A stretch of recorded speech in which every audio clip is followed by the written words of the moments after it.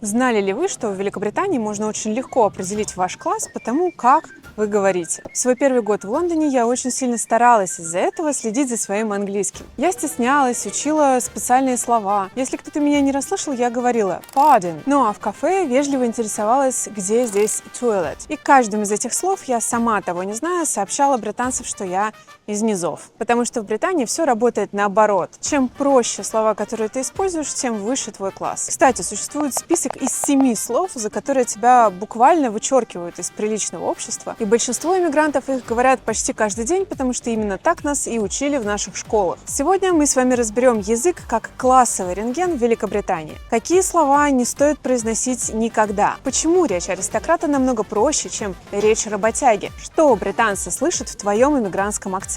И есть ли у нас, иммигрантов, секретный способ обмануть эту систему? Спойлер, он есть, и вам он понравится. Сейчас расскажу, как я узнала правду. Был ужин в приличной компании, я не расслышала вопрос соседки и выдала свое заученное, заранее вежливое «pardon». Дальше была микроскопическая пауза, но я ее сразу почувствовала, так же, как и тогда на автобусной остановке. Если смотрели мое видео про поведение в очередях, вы понимаете, о чем я. Позже знакомая англичанка мне объяснила, посмеиваясь даже: «Дорогая, у нас в семье считалось, что pardon — это слово похуже, чем мат. Мы могли при бабушке даже ругнуться, но сказать pardon мы не могли». Смотрите, как это работает. Ситуация. Ты что-то не расслышал. Что же нужно сказать? Pardon. Так говорит нижний и средний класс, которые стараются быть вежливым. Sorry. Так говорит средний класс. What? А вот так говорит аристократия. Просто what. Почти грубо. Вы понимаете, да, весь абсурд? То есть буквально самый грубый вариант, который в буквальном переводе означает «чего» и является самым статусным. Потому что верхнему классу, так называемому upper class, не нужно стараться выглядеть вежливыми. Старание уже само по себе является уликой бедности. Запомните сейчас эту мысль, она нам дальше пригодится. Так вот, слово pardon – это вообще не единственный камень преткновения. Антрополог Кейт Фокс составила целый список таких слов. Их британский высший класс считает безошибочными маркерами низов. Я в шутку называю их 7 смертными грехами, ну то есть словами. Итак, pardon, sorry и what мы уже разобрали. Pardon похуже мата, это мы поняли. Что же с туалетом? Toilet, loo или lavatory? Toilet звучит для англичан как попытка сказать красиво то, что красиво говорить не нужно. Аристократ всегда идет в loo. Toilet — это табличка в аэропорту, не более того. Далее, салфетка. Serviette или napkin? Это моя любимая ловушка, потому что слово serviette звучит, согласитесь, довольно благозвучно, такое французское, изысканное, и именно поэтому и относится к нижнему классу. Napkin, простое, англосаксонское, это признак высшего класса. Французские заимствования забываем. Как быть с обедом? Dinner или lunch? Если ты называешь дневную еду dinner, то ты явно с севера или из рабочего класса. Дневная еда – это lunch, а dinner у нас вечером. Если вы помните, в школах учат вообще наоборот. Dinner у нас обед, а supper – это вечерний прием пищи, ужин. Если ты, кстати, говоришь supper, поздравляю, тебя приняли за аристократию, у них как раз ужин – это supper, потому что dinner – это уже событие с гостями, прием. Давайте разбираться с диваном. Settee, sofa или coach. Settee — это название рабочего класса, sofa — это название аристократии, а вот coach такое нейтральное для среднего класса, ну и вообще это американизм. А что насчет комнаты, в которой sofa стоит? Lounge или living room? Как вы уже догадались, то, что звучит покруче, то есть лаунж, относится к рабочему классу. Лаунж — это вообще в отеле или в самолете, не дома у приличных людей это находится. Поэтому аристократ назовет эту комнату living room. Ну и последнее слово, как нам с вами назвать десерт или сладкое? Sweet, dessert или pudding? Sweet или afters — так говорят низы. Pudding — так говорят аристократы. Причем пудинг у них — это любой десерт, даже кусок торта. А вот слово dessert — это такое довольно нейтральное слово, подойдет среднему классу. Я думаю, вы уже заметили закономерность, что во всех 7 парах более нарядное слово проигрывает более простому. Как, например, lounge проигрывает sitting room. Это фундаментальный закон английского языка, и на самом деле он проявляется не только в языке. Любое украшательство, старание показывает неуверенность. А неуверенность — это признак низкого статуса. У высшего класса есть привилегия называть вещи своими именами прямо в лоб, потому что строить из себя кого-то, доказывать что-то им не нужно. Кстати, абсолютно такой же принцип работает и в одежде. У меня есть про это вообще отдельное видео. Там я рассказываю, например, о том, почему король носит пиджаки с заплатками. Кстати, если это видео вам нравится, не забудьте, пожалуйста, поставить лайк и подписаться на канал. Каждое воскресенье тут выходит видео про парадоксы жизни в Великобритании. Я буду очень благодарна вам за поддержку канала. Слова — это еще цветочки. Главный рентген — это акцент. Британец слышит 3 секунды твоей речи и, в принципе, сразу все понимает. Регион, примерный доход родителей и тип школы, который ты заканчивал. Есть, к примеру, RP – Received Pronunciation. Это королевский английский акцент частных школ и старых денег. Damaging nature by not understanding how much we depend on. Есть также кокни Have you got everything from your server that you asked for? Sorry, everything that I... Asked for. Is it that you've got everything from your server that you asked for? и стуарный английский. Johnson was on the ground floor. Yeah. And then on the second floor is Benjaby. Есть джордийс, Well, Water. what? What? Us. What? All right. Harry? хаус, Chicken in the breakfast if you ask for chicken in your breakfast. брами And this season, I feel like it's been my best year. I feel like I've matured properly. и у каждого свой классовый шлейф.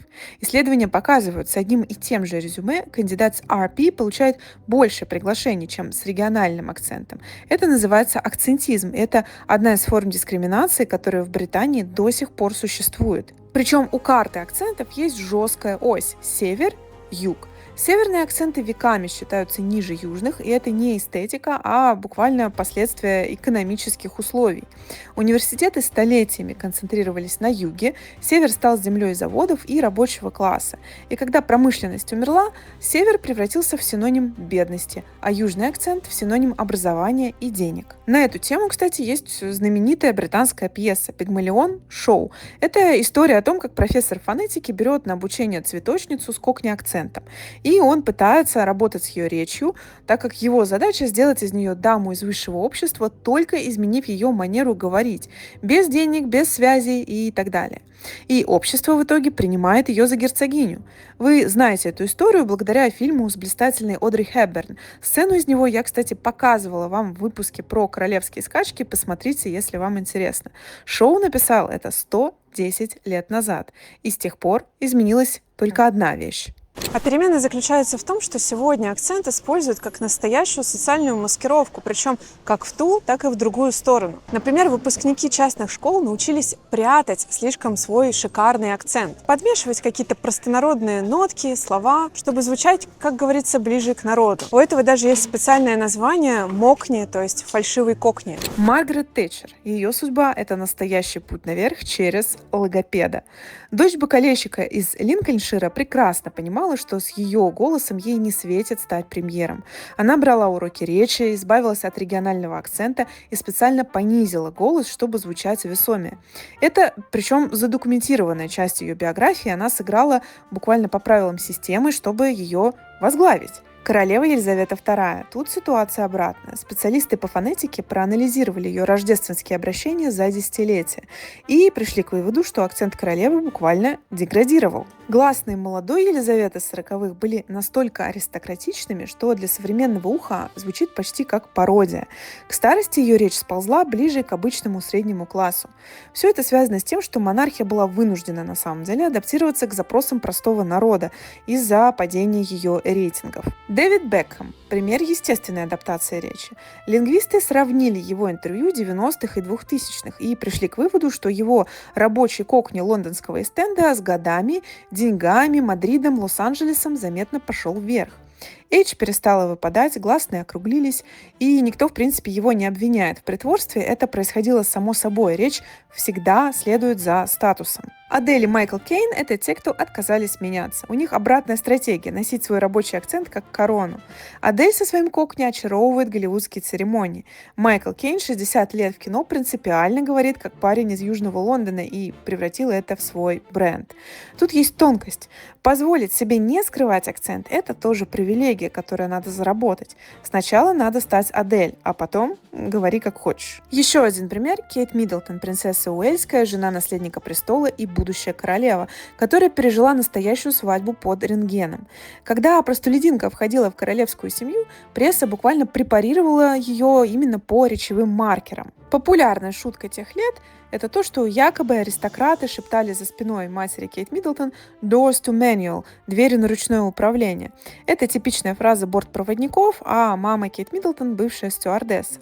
Заметьте, смеялись не над тем, что у Миддлтонов мало денег, их как раз очень даже много, это богатая семья.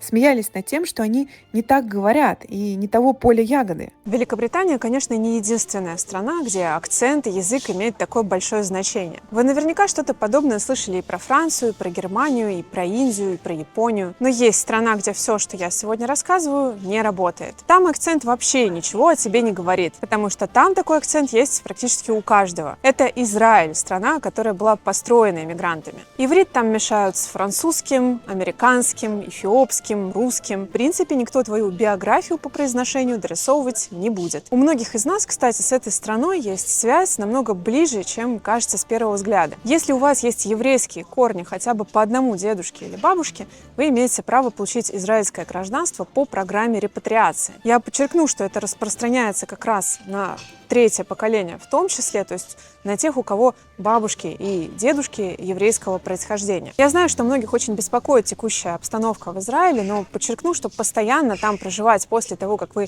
получили паспорт, необходимости никакой нет. При этом сам паспорт дает очень практическое преимущество. Паспорт Израиля входит в топ-20 паспортов по индексу Хенли и дает доступ более чем в 160 стран без визы. А это в том числе безвизовый въезд в Европу без очередей на границах. Визу в США тоже дают довольно просто. А еще израильский паспорт — это доступ к медицине и вузам на льготных условиях. Что еще важно, это гражданство вы сможете передать детям и внукам. И у них будет намного больше выбор, где учиться и где жить без ограничений. Компания «Российско-израильский консультационный центр» работает с 2014 года. Через них получено уже более 20 тысяч паспортов. Процесс максимально прозрачный, все сроки, все платежи они прописывают в договоре. Вы можете просто проверить, есть ли у вас право на израильское гражданство. Для этого можете записаться на бесплатную консультацию. Все ссылки я оставляю в описании и в закрепленном комментарии. Возвращаемся к Британии. Речь здесь буквально живое досье, которое ведется на каждого, включая даже королевских особ, как мы уже поняли. Но что насчет нас, обычных иммигрантов?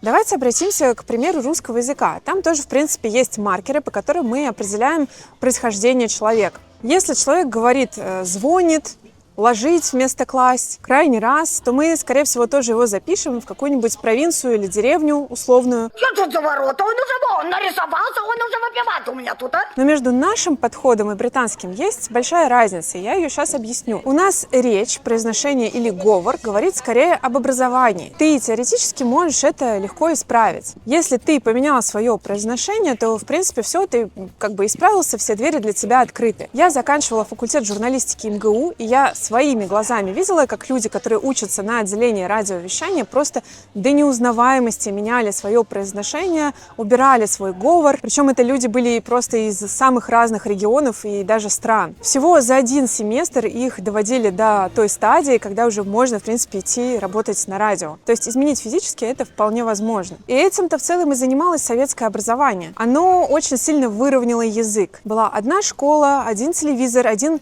диктор с эталонными московскими интонациями. В общем, если резюмировать, русская речь — это лестница, по которой можно в теории подниматься. Английский язык устроен жестче. Это не лестница, это ДНК-тест. Он проверяет не как и где ты учился, а в какой семье ты рос. Поэтому выученная правильность не помогает, она, наоборот, вас выдает. Слишком правильная речь, слишком старательная, значит, просто не родная.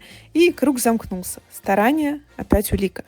И вот тут обещанный секрет, как взломать систему, лайфхак, лазейка, уж называйте как хотите. Наш с вами иностранный акцент на самом деле находится вне системы. Есть оговорочка, но о ней чуть позже. В целом, средний британец, скорее всего, не будет пытаться считать твой класс по русскому акценту. Для них мы просто сразу попадаем в категорию interesting и exotic. На их стандартную социальную лестницу мы как-то не помещаемся. Для британца иммигрант из Москвы или Санкт-Петербурга или с какой-то глухой деревни будет звучать просто абсолютно одинаково. Он понятия не имеет о нюансах вашего происхождения и никогда в жизни не отличит провинциальный говорок от московского. Так что получается, что в целом и общем иммигранты — это довольно свободная категория в Великобритании, свободная именно от классовой оценки. Да, такой свободы у самих британцев даже от рождения нет. Я про это, кстати, рассказываю в одном из самых популярных видео на моем канале, там 730 тысяч просмотров. Это видео про классовую систему в Великобритании. Но, как я и обещала, есть все равно одно «но». Акцент вроде вне системы, а вот то, какие слова ты используешь, нет. Скажешь pardon, и все, твоя маскировка рассекречена, теперь ты иностранец, который выучил английский у нижнего среднего класса. Поэтому 7 смертных слов для нас намного важнее, чем для британцев. Это единственное, почему нас вообще могут классифицировать. Есть еще один нюанс именно для русскоязычных мигрантов. Наши F и S вместо межзубного звука Т, наша твердая R, быстрая речь без британской интонации, это по чистому совпадению приметы их рабочего акцента.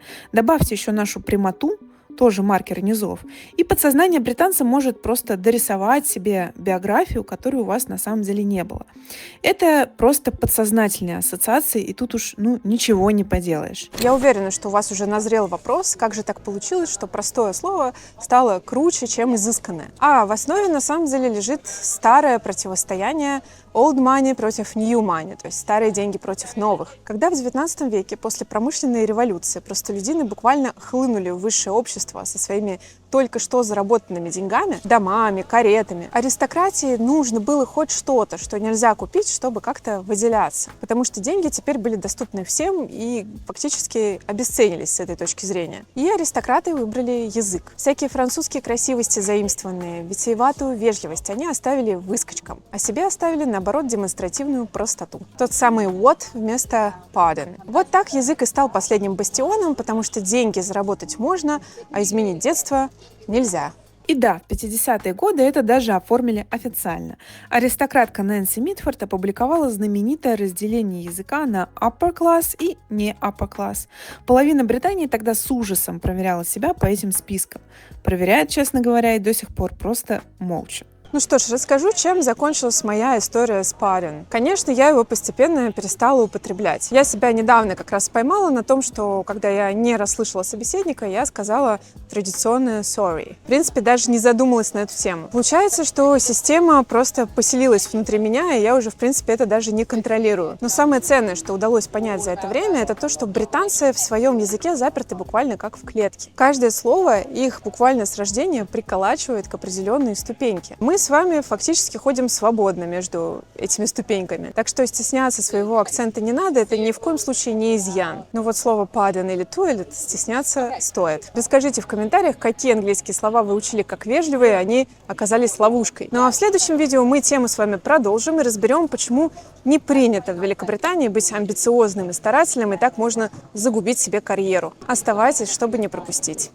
Пока!